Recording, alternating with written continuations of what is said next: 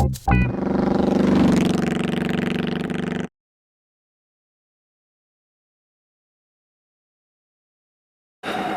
know, I have had the opportunity to interact with a number of different motovloggers, a number of different YouTube content creators online. You know, primarily my interactions with folks is done online, through YouTube, but somewhat through Facebook and Twitter and some of these other forms of social networking. Actually, today I'm down here. I'm meeting a fellow motovlogger, my buddy who lives locally in town here, Adventures in Real Life. We're actually gathering together for lunch, but that's not what this video is about. Really, I wanted to tell you about this opportunity that I had to meet another fellow motovlogger, another fellow YouTube content creator, Triumf Ant, and really had a good opportunity to sit down with him and learn more about him, because I've only met a handful. You know, I've only met a handful of other motovloggers, other YouTube content creators in real life. You know, there's really only just a handful of folks that I've ever met in real life. And I had recently the opportunity to meet one of my fellow YouTube content creators who is living in Albuquerque, New Mexico. I had an opportunity to head down there and talk to him. New Mexico is the state that's directly south of Colorado, where I live. But man, just a cool, down-to-earth guy, man. Had an awesome opportunity just to sit down with him and chat and learn a little bit more about him, a little bit more about his history, and the man behind the mask. There's Adventures in Real Life right here, as a matter of fact. Anyway, I wanted to share a little of the experience that I had with Triumf Ant, as he is known as, with you all. So with no further ado, ladies and gentlemen, Triumf Ant.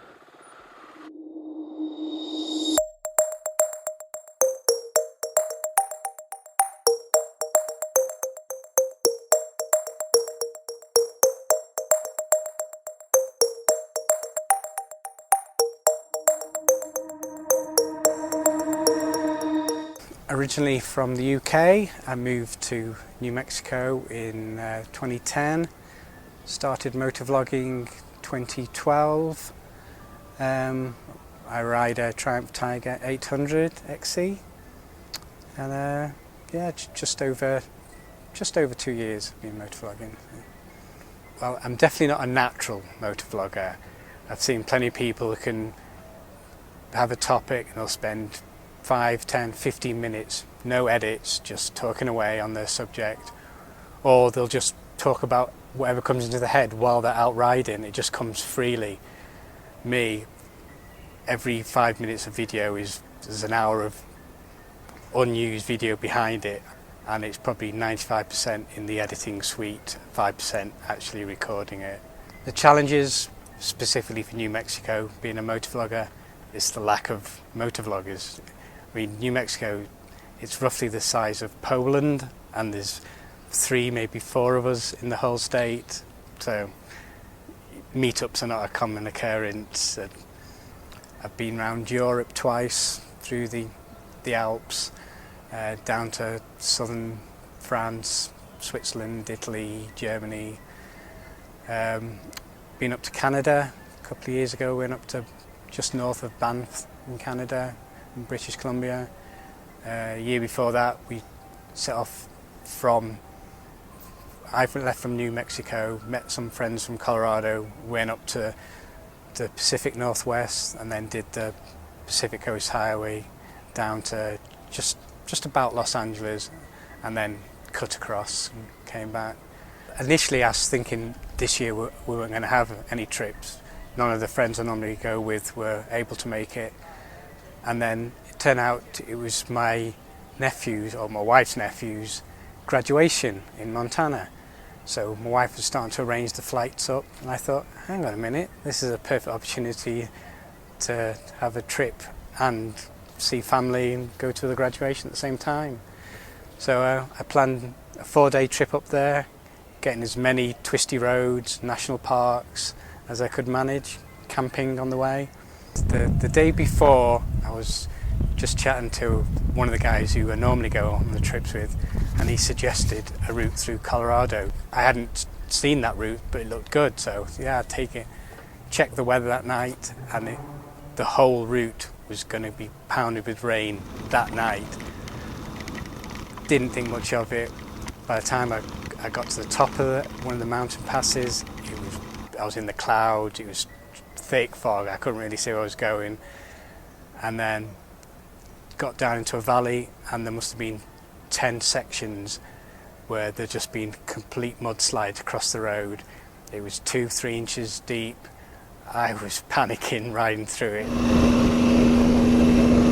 A very stupid idea was it to take this route. I'm navigating by sat-nav because I can't see the road. At first, well, it's only one mudslide, how bad can it be? Go around the corner, there's another one, there's another one. And my tyres weren't really off-road, so it was a bit slippy, but I was sweating going through it. Once I realised I'd cleared them all, the feeling of accomplishment, that made it all worthwhile. And now that's my big story from the trip. My only regret being the weather was so bad at that point, I'd turned my cameras off and put them away, so no one got to see how brave I was. There's so few motovlogs in New Mexico. The only real way that I can get involved in the community is to accept people's challenges. My first ones were a couple from Royal Jordanian, and then I discovered the Solar Bear Challenge, which is for people who are riding in the winter, but it's not cold enough to do the Polar Bear Challenge, which people ride when it's below freezing point. It was interesting my first year doing the Solar Bear Challenge. After you complete the challenge, you have to run around your motorcycle 3 times shouting Solar Bear. The first few times I did it, I'm barely whispering the words, so I felt so embarrassed. By the end of the challenge, not only have I got my visor up and I'm shouting it, I've got my wife involved, we're high-fiving as we run around. Solar Bear, Solar Bear, Solar Bear, Solar Bear, Solar Bear, Solar Bear.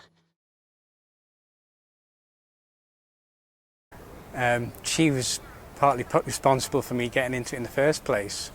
We were on a motorcycle trip from the UK to Germany, where she'd once had an internship, and she was on the back taking photographs, and when it got to the stage we were riding through the Alps and the Black Forest, the views, the roads were so amazing. She switched to video mode and was videoing from the back seat. I got home from the trip, downloaded the pictures, saw some videos, checked them out, couldn't believe how good they were, and it crossed my mind, I wonder if anyone else had thought of filming while on a bike. Turns out a lot of people had thought that. So if it wasn't for her, I may not have discovered motovlogging. So, honey, you finished fixing that plumbing? I'm sorry? You finished fixing that plumbing? No, I'm not. Okay, well you can have a little break and help me with this. I recommend motovlogging to anyone who's got a motorcycle, especially if you've got a year 2 experience under your belt. Probably not best to start straight after you pass your test. And if I was you, I'd subscribe to SoopaBee immediately. He's a cool dude. But I never really knew that it was so